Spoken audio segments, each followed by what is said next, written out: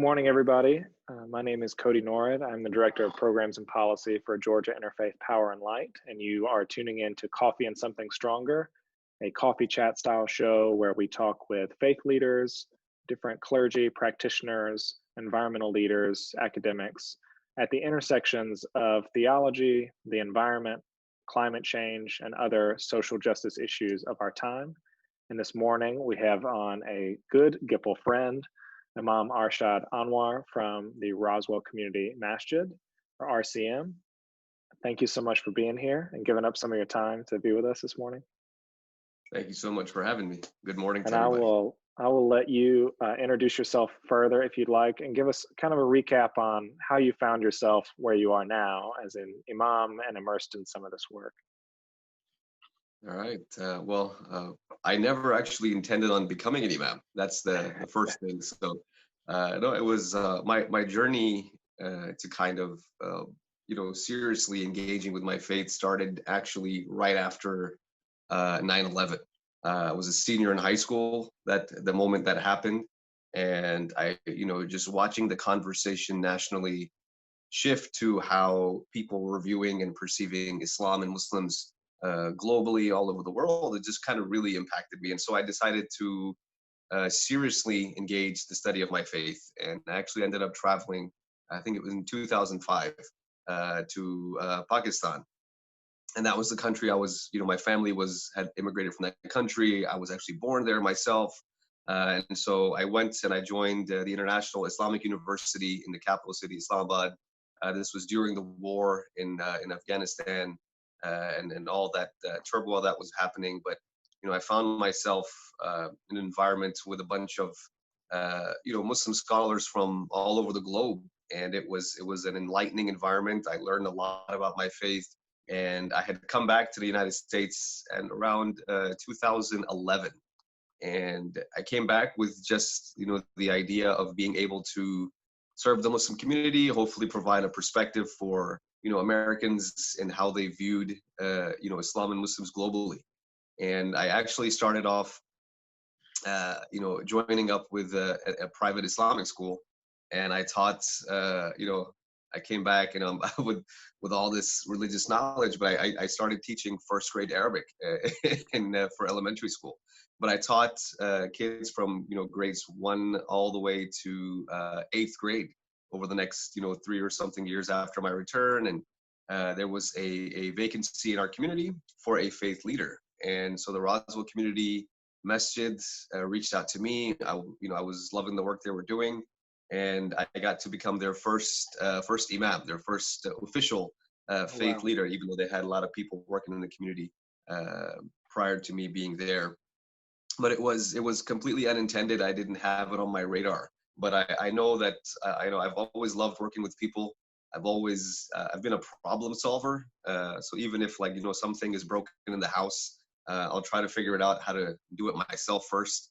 Even if it's not the wisest thing to do, but I like solving problems. And so even when it comes to people, it's something natural that just kind of intrigues me. And so community work really, really fits in well with my personality. And I've been at RCM for 5 years now. Yeah, since 2015, January 2015 is when I started. So. Okay, yeah, it's quite the journey. It's a theme among faith leaders, it seems, that you never wanted or expected to be there necessarily. Yeah. Divine intervention is real, I guess. Right. I think you have a reading for us this morning as well, so I invite you to share that. Oh yeah, absolutely. So I would like to share a verse from the Quran. It's chapter 16 from the Quran, verse number 90. And I'll read the Arabic because traditionally we read the Quran in Arabic. But it says, أعوذ بالله من الشيطان الرجيم. إن الله يأمر بالعدل والإحسان وإيتاء ذي القربى وينهى عن الفحشاء والمنكر والبغي يعظكم لعلكم تذكرون. Now what that translates to is indeed God commands justice and good conduct, and he commands you to give to your relatives, to take care of your relatives. And God forbids immorality, bad conduct, oppression, and injustice. He admonishes you that perhaps you will be reminded. And this is one of the verses in the Quran that's considered to be all inclusive, a very comprehensive verse as to how people are supposed to engage themselves in the world that they live in. The things that are commanded, the things that are prohibited, and it sets like a guiding principle for us to follow, to make decisions on. So anytime we're engaging in something, is it just, is it good, is it going to be helpful, or is it going to be oppressive, is it going to cause problems, is it going to be considered bad conduct? And this is like a very, very high level principle that Muslims are encouraged to use in their lives, whether it's at the political level, professional level, personal level, family level, to help them make proper and appropriate decisions. Thank you so much for that reading. That's very appropriate for our conversation today. That provides a good jumping off point, because I wanted to ask you about how your faith tradition has informed your work on maybe justice issues broadly, but particularly climate and environmental justice conversations. Oh yeah. So I mean, there's the concept of justice in Islam is something that's actually addressed over and over and over again through our scripture, and our scripture being the Quran, and also the narrations of our Prophet Muhammad, peace be upon him. And you find this theme constant throughout kind of the revelation of the Quran and throughout the life of our Prophet. Pardon me. And that's mostly, because Muslims early on, at even the Prophet's call to Islam and his call to monotheism, etc., were a religious minority, and were an oppressed religious minority. They had to leave the city of Mecca, emigrate, and find a new home, and then they had to emigrate more than just once. And so for a people that were oppressed because they declared a faith that was different than what was around them, justice kind of became this theme that you find religiously kind of all over the place. And even in the time, there were a lot of social issues that were problematic. One of the most famous ones in history, going back to that time period, amongst the Arabs of the city and the tribes of Mecca, was female infanticide. So people would actually, and it wasn't everybody, but there was this concept that if you had a daughter, you either lived in shame or you would have to go and bury her alive.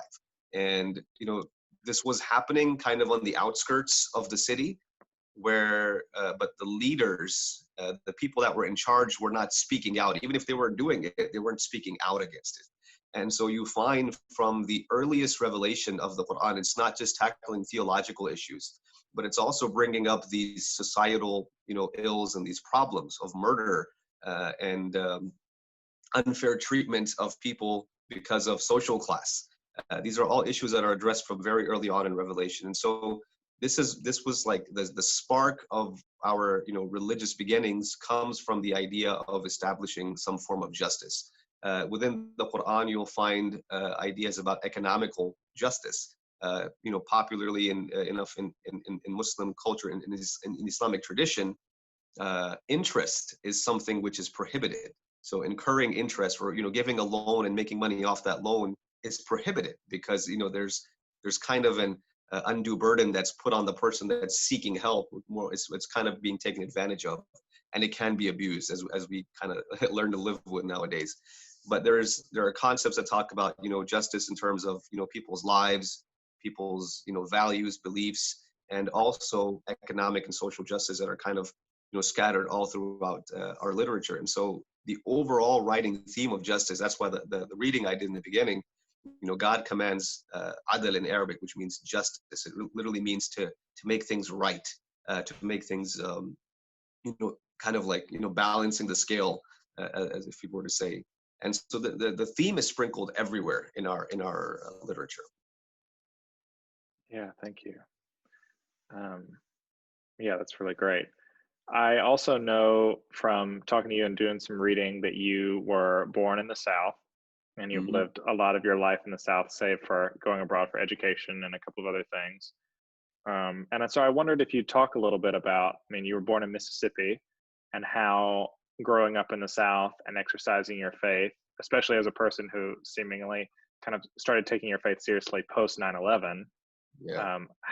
what was that like, and what were some of the challenges of doing that?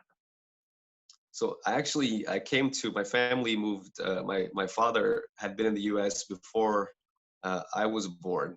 He moved back to Pakistan, and then my older siblings were born here. Me and my younger sister were born in Pakistan. And when we came back to the United States, my first experience in the United States was Mississippi. And, there were many other places, my dad could have gone to where there were established Muslim communities, but he chose to come to Mississippi, South Mississippi, where there were probably about, 3 or 4 or 5 Muslim families in the You could city we have were picked at. almost any other place and it would have been Almost better. any other place. Like New York would have been fun, right? No, but he chose it for his own reasons. He saw it as a place that had values.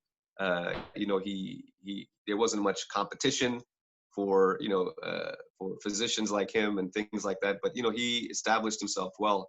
But growing up in Mississippi was really interesting. I was probably I remember in my entire school life, from second grade when I started all the way to high school, maybe one of 2 or 3 kids that were brown, in the entire school. And that basically means brown as in, from overseas, not Hispanic or anything, like that. But, so it was interesting because that was, it was new for a lot of my peers. They hadn't, experienced someone that was from, Pakistan or India or any part of Asia besides what they kind of had down there. So it was really interesting.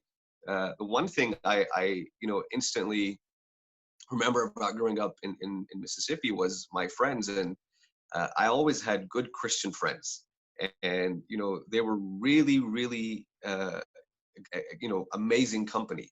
And my father had established himself as a physician. He was well known in the city, and it was the values, when we talk about Southern hospitality and some of those values, they're very real. They're very real. Even though we were living in a state where I believe the senator at the time was still recorded as a member of the KKK.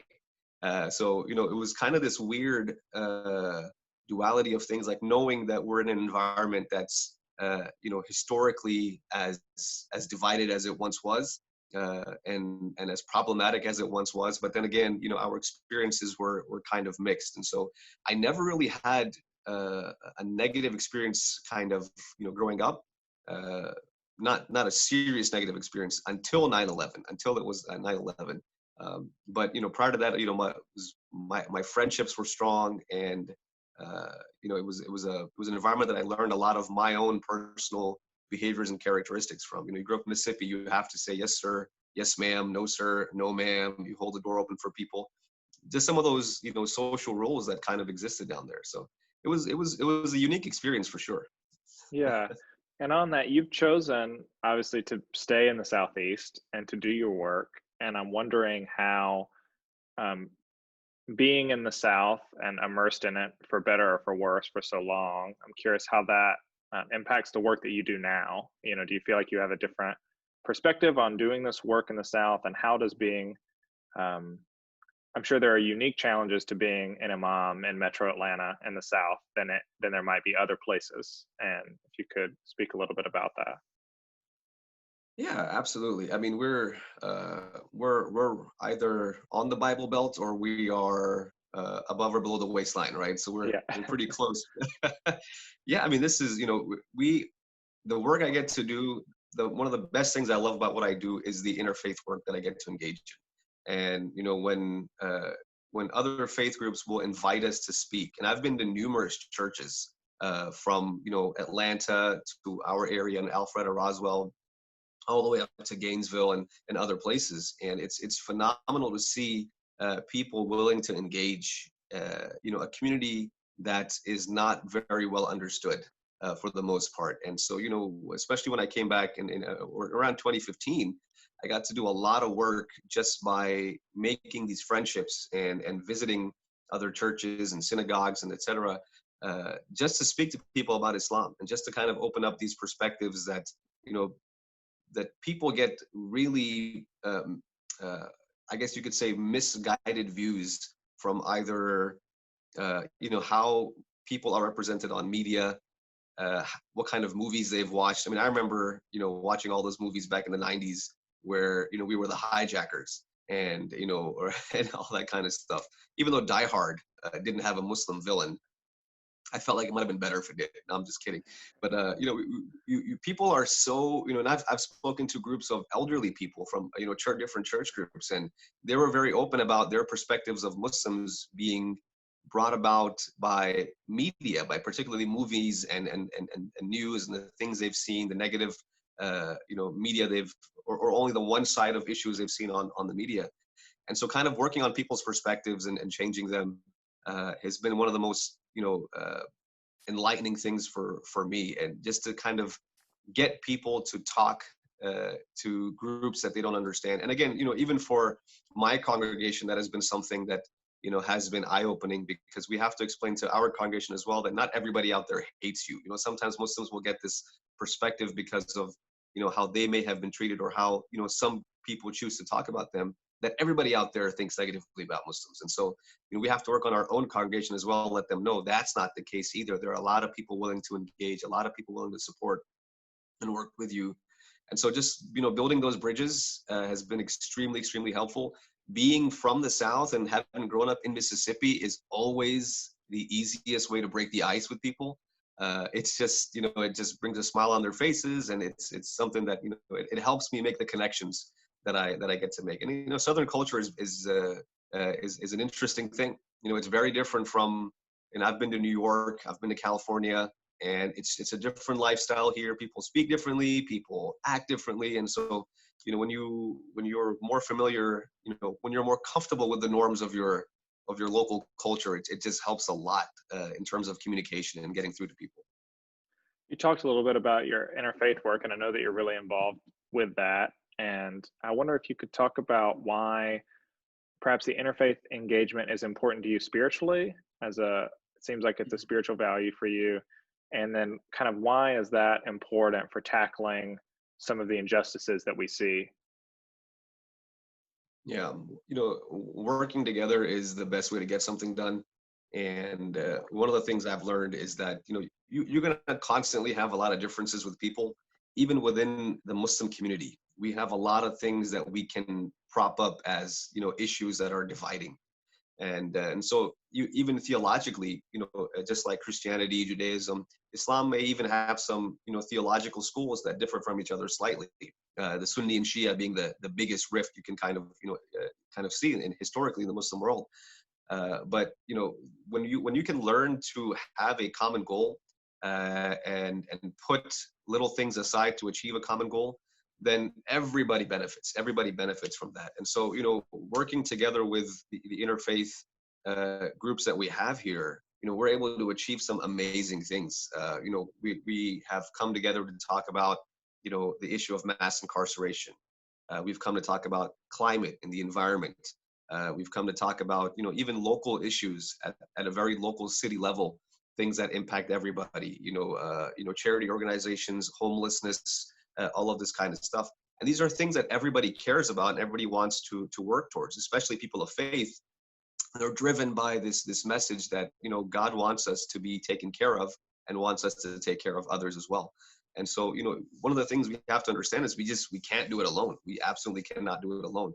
And there's power in numbers, and there are shared values across faiths that are so incredibly common that we just can't ignore them. Even in our scripture, for example, Christians and Jews, which are groups that Muslims had to deal with besides the pagans they were dealing with, are mentioned, in positive ways as well. Not just negative ways, but in positive ways as well, to show us that these are people you can work with to achieve certain things.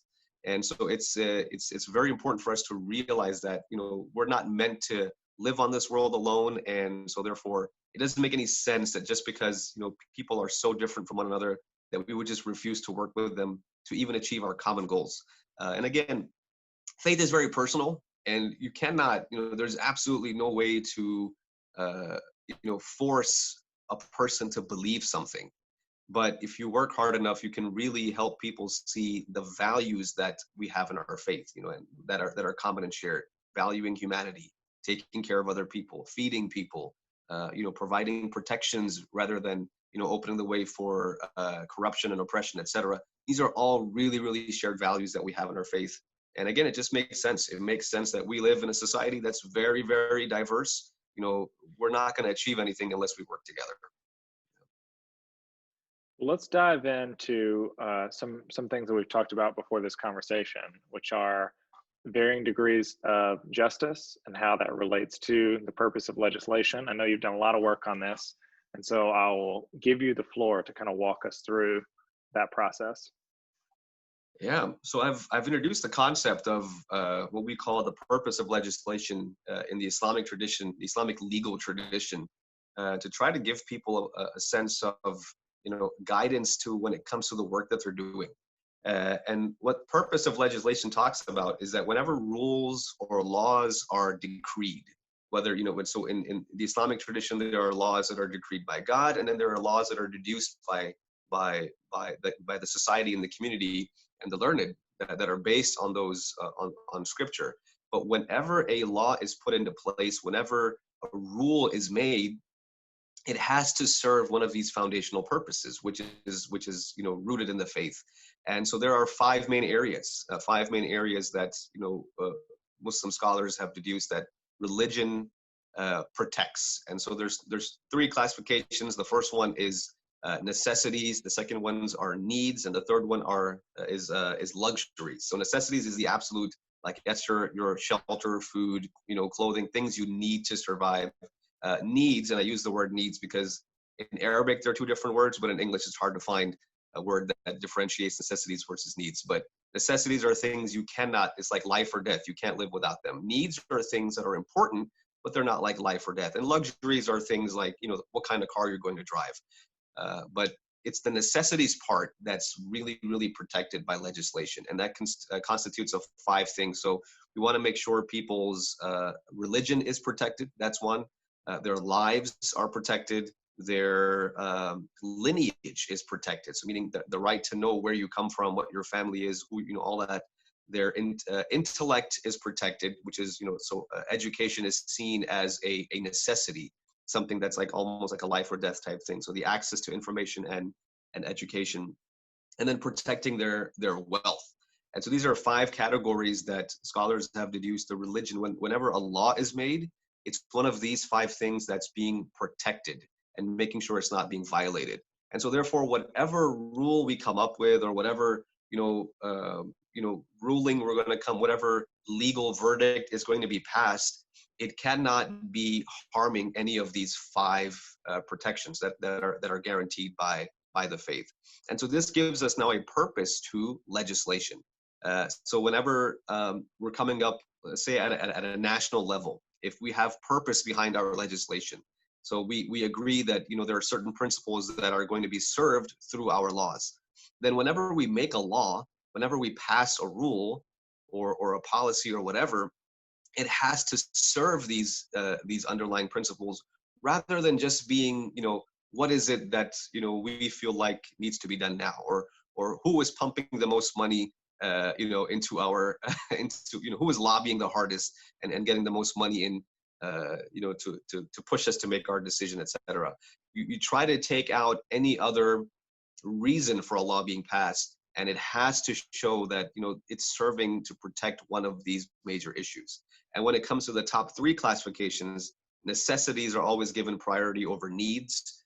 So if somebody's need, which is not like a life or death thing, is conflicting with somebody else's necessity, the necessity takes precedence. So if someone's life is at risk, but someone's luxury is at risk on the other side, we're going to let the luxury go and protect people's necessity, their lives and their property and their wealth, etc. And so this is kind of the system that we have to help us make decisions, even in the modern world. So we have current day issues that come up. How do we solve them? We have our religious tradition, but the way we interpret it has to be according to these these we call maqasid, the purpose of legislation. So it has to be scripturally based, but also it has to make sure that it's serving the purpose. And you can have examples of people coming up with rulings that are scripturally based, quote unquote, but they're actually violating these principles as well. And so that kind of interpretation would have to be avoided. It's much If more that of a makes any sense. communal foundation of justice that relies on sort of balancing the different necessities of individuals and families within a community, as opposed to just individuals getting whatever they think that they can have. Yes. Yes.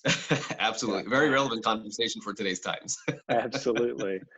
And looking at that, I know that you've also used the same framing to kind of turn it on its head and ask, so now that we know about the varying degrees of justice and the purpose for legislation and these different types of things that you said, necessities, needs, and luxuries, what can we know about the underlying principles of injustice? And what are those things rooted in? Oh yeah. So I mean, one thing I think people will find about injustice being common throughout its forms is that it's self-serving to a great degree, meaning it's serving the interest of someone or something. And so there's benefit that's being derived from the injustice. And you can think of a very simple example of like a dictator sitting on their throne, being oppressive of other people and uh, devouring their wealth unjustly, etc., while living in lavish palaces and making sure them and their own people are taken care of. Like it's a very self-serving issue, but again, that's how oppression and injustice works. It's not necessarily just about harming somebody else, but it's about harming somebody else because there's a benefit in harming somebody else for the person that's doing the harming. So even when you talk about climate, right, there's a lot of profit to be made, even though we're harming the climate, right? And so there is benefit or quote unquote benefit that is perceived, that is received from the kinds of injustices that would be done to other people or the environment or any kind of system, et cetera, anything else.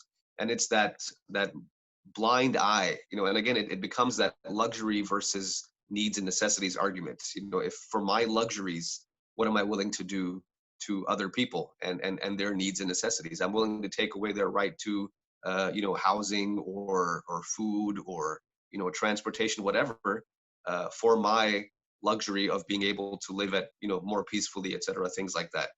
And so these are issues that we have to figure out. Number one, the injustice is harming people, but who is it benefiting? Who is the one that's profiting off of this harm? And that can help you to hopefully tackle more deeply the issue of it's not just that these people's lives are at risk, but it's these people's lives are at risk or the environment is at risk while this person is benefiting off of the harm that's being done. And hopefully that can help people to see that it's a really dangerous thing. It's very it violates religious principles as well.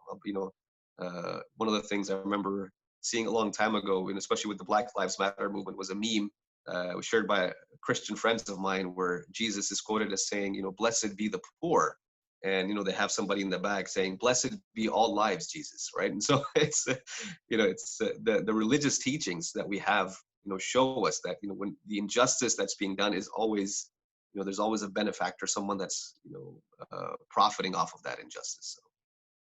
Yeah, I have so many thoughts about that. I mean, so we talk a lot about how these systems are kind of set up on, it's clear that environmental injustices, but also injustices related to, pick your issue, immigration or police brutality or any of those kind of issues that are linked together, rely on the devaluing of a particular segment of society, usually Black and brown bodies, to not only just devalue them for the sake of devaluing them, but exactly what you said, devalue them for the sake of profiting elsewhere or for particular groups of people or particular systems, profiting off of the devaluing aspect. And so when you were talking about it, the principles for justice and purpose of legislation, it was almost kind of, we have set up a society in which, or some structures in which people can devalue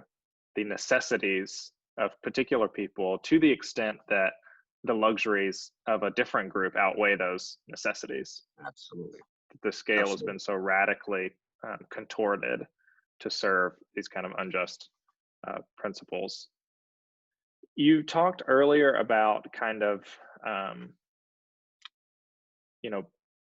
Islam originally is the religion of an oppressed people, and you talked about that a little bit. And then obviously we've kind of brought up some of these conversations around oppressed groups in the United States and how that layers on with the movement for Black Lives and conversations about police brutality, and of course environmental justice intersects with that.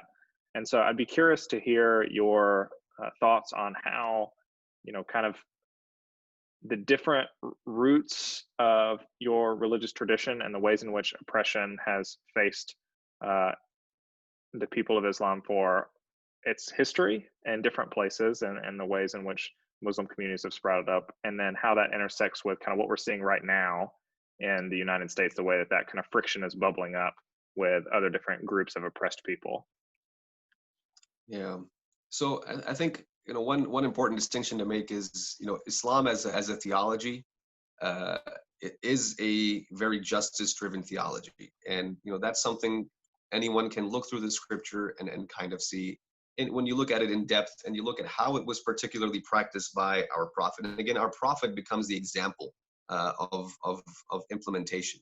And there's a difference now between Muslims who carry that theology in their hearts and how they have dealt with it over the years. So, Muslims have been an oppressed people at the time of our Prophet Muhammad, peace be upon him.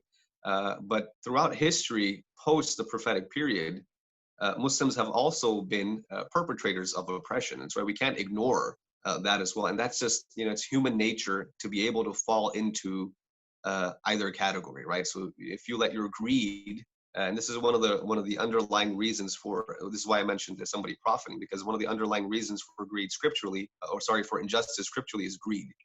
And so, Muslims are warned about that, but they're not immune. They're not immune from that. And so I believe if you look at Islamic history, you learn a lot about injustice, both as Muslims and their struggles for justice, but also Muslims living even in Muslim societies, dealing with the injustice of their own people. Even in the modern day Muslim world, when you look at places like Yemen and Syria and Egypt, for example, right, where you've had clashes internally, you see the struggle that kind of Muslims are going through with their own people that have taken on injustice and oppression. And so I don't want to paint the issue as like like Muslims have only been oppressed and they're not capable of doing the oppression. I'm very very clear on who Al-Qaeda is and all that stuff.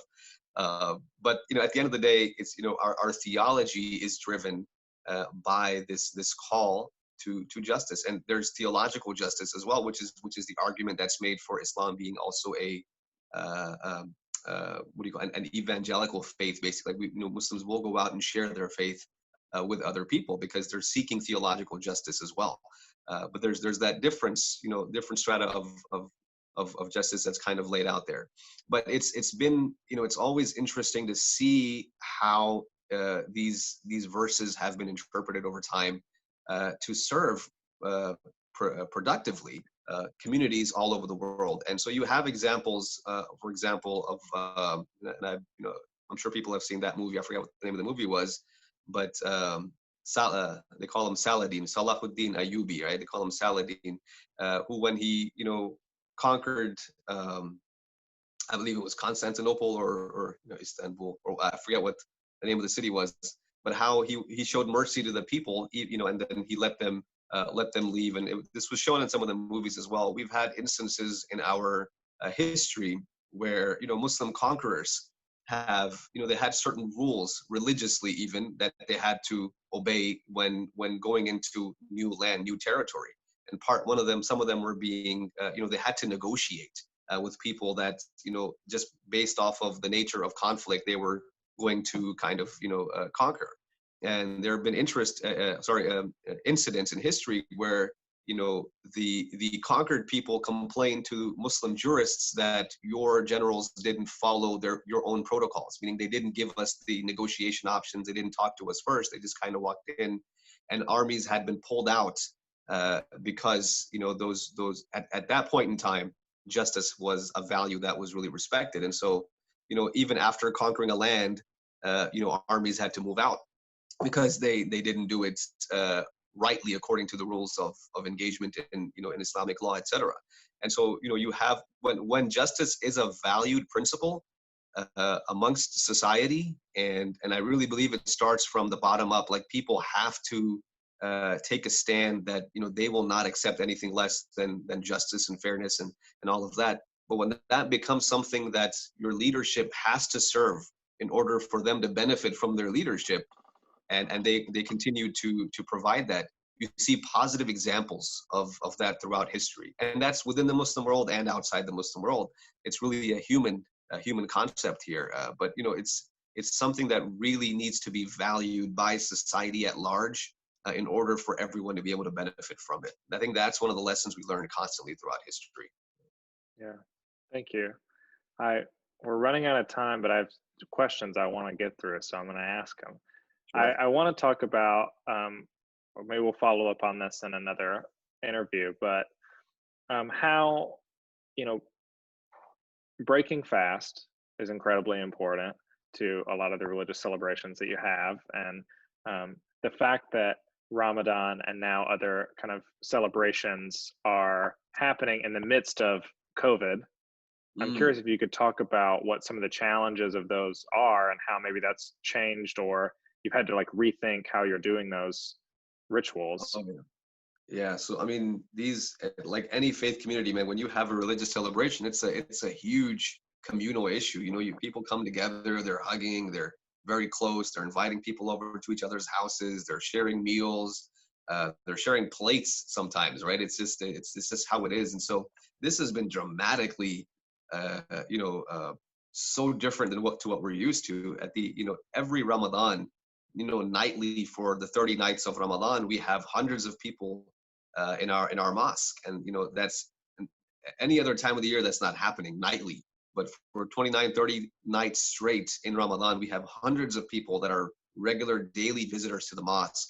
And that was zero this year because the mosque was shut down for Ramadan, and we didn't have any of those gatherings happening.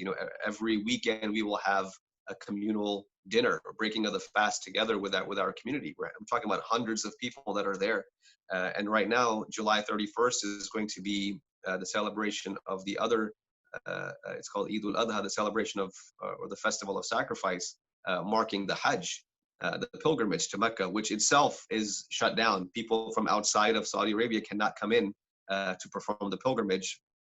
And what they're doing is they're finding people of different nationalities within Saudi Arabia to perform that pilgrimage. And so, these are major celebrations for our time. And again, we have to be mindful. And this is where, again, our religious principles come.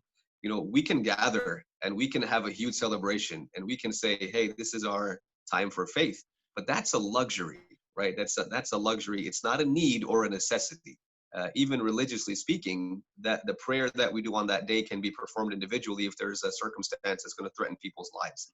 And so protecting life, protecting people's health is a necessity. And so therefore we're able to alter our, religious traditions to serve that protection, to serve that purpose behind our, faithful legislation. And so what we're doing is basically, we'll do online messages. We'll try to do some kind of drive-through type of a thing where people can go by. I think for Ramadan, what we did at the end, we did a drive-through photo booth. So people just pulled up in their cars. We had our cameraman, like 12 feet away, and they would just snap a picture in front of the mosque and they would kind of go.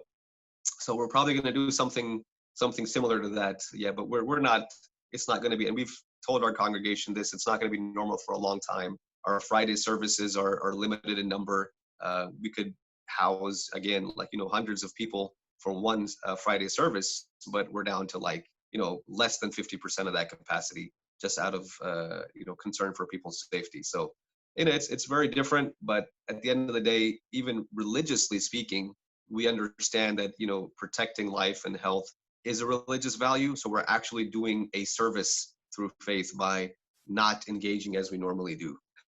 So hopefully we're still, we're definitely still pleasing God by doing the right thing. Absolutely. Yeah. Thank you. I think that framing of, just always going back to that necessity piece seems so important, so helpful to decide, what decisions can we make? Does it endanger people's lives? Okay, then we'll make a different decision. Yeah. Seems pretty simple, but Right. Yeah. when it comes to like religion, you have to be very careful in how you explain things, because it's Sure. people's, and rightfully so, people's emotions are very strong. But again, it's not just about self-serving our religious experience. It's not about that luxury, because again, that can cause a bunch of injustice when we're being self-serving. But it's about that overall, how are we looking at the well-being of everybody that's involved and their needs. Right.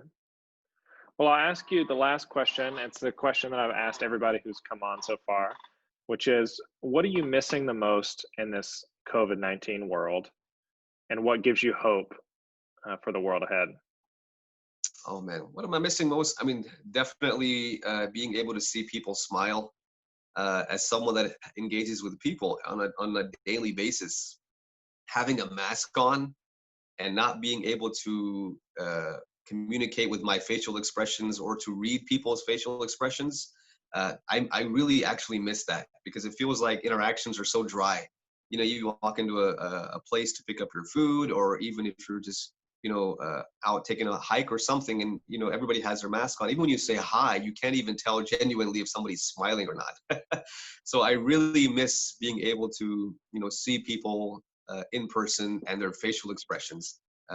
But while I fully understand the need for them to cover their face, but that's what I kind of really miss the most. And I'm hoping that in this post COVID world that we're going to come to hopefully soon, God willing, is that we really value every single interaction that we have with another person, because it's so vastly different. We have to stay 6 feet away from everybody now. We have to not be able to read each other's faces, and I think it does. We're seeing how it's hindering in even just normal communication processes and things like that. So that's what I look forward to, man. I just look forward to seeing people smile, being close to people again, and hopefully people valuing every interaction they get with somebody, because it's another creature of God that they get to consciously interact with. Right. Arshad, thank you so much for coming on and making some time today. This has been really great, and I know it's been great for everybody who's tuning in. I'm Thank you so going much, man. to, yeah, of course. I'm going to close us out with a reading. So we've been doing some book studies now at Gipple on Howard Thurman's Jesus and the Disinherited, which talks a lot about who are the disinherited among us, what do our religious traditions bring to the foreground on how we care for the oppressed, and what systems create how they oppress people and how they do that generationally. And so I was thinking about what to read this morning, and I was reminded of an excerpt from Paulo Freire from Pedagogy of the Oppressed. And so I'll read that and then close us out. Freire is a liberation theologian, and particularly he's talking here about education. He says, "Indeed, the interests of the oppressors lie in changing the consciousness of the oppressed, not the situation which oppresses them. For the more the oppressed can be led to adapt to that situation, the more easily they can be dominated.